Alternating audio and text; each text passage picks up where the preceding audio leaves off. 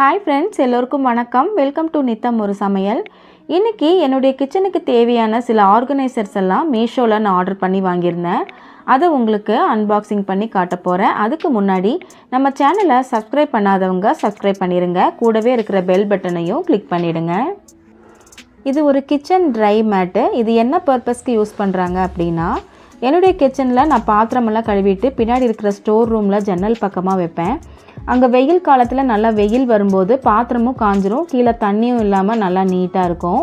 இப்போது சில டைம் மழை காலத்தில் வெயில் இல்லாதப்போ அந்த தண்ணி அப்படியே நின்று காயாமல் இருக்கும். இதனால் பூச்சியெல்லாம் வரும்.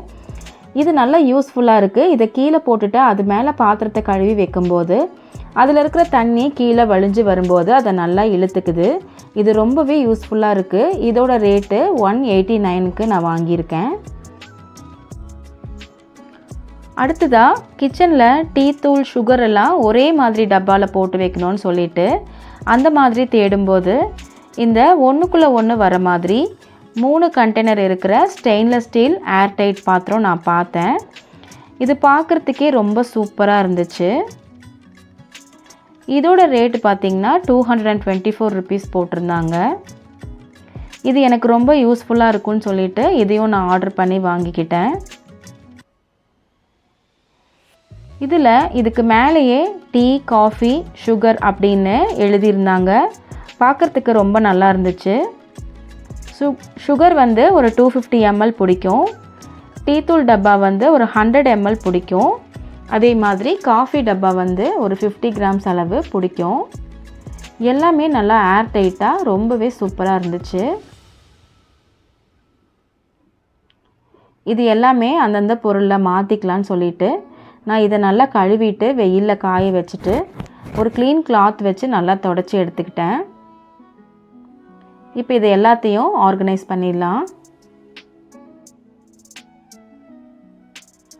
டீ தூள், சுகர் எல்லாத்தையும் எடுத்து இந்த டப்பாவில் நான் மாற்றிக்கலான்னு சொல்லிட்டு அதெல்லாம் எடுத்து வச்சுக்கிட்டேன். எப்போவுமே கிச்சனில் அதிகமாக டைம் ஸ்பெண்ட் பண்ணுற நம்ம அந்த கிச்சனை அழகுபடுத்தும் போது பார்த்து செய்யும்போது அதில் கிடைக்கிற சந்தோஷமே தனி தான். இந்த காஃபி தூள் நாங்கள் அதிகமாக யூஸ் பண்ணாதனால இதில் நான் நாட்டு சக்கரை போட்டு வச்சுக்கிட்டேன்.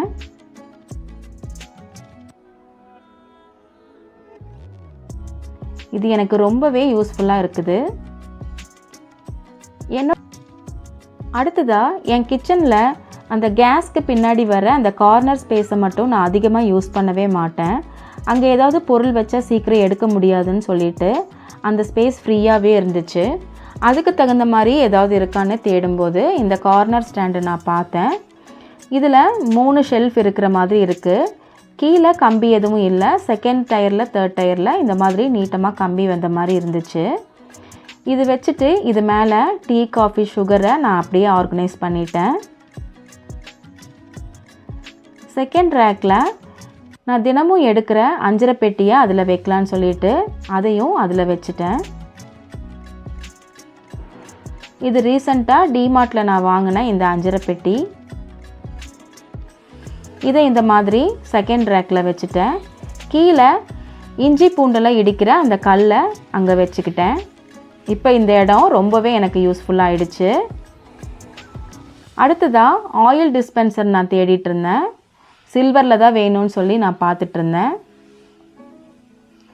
அப்போது இந்த 1000 ml ஆயில் லிட்டர் பார்த்தேன். இது பார்க்குறதுக்கே ரொம்ப நல்லா இருந்துச்சு.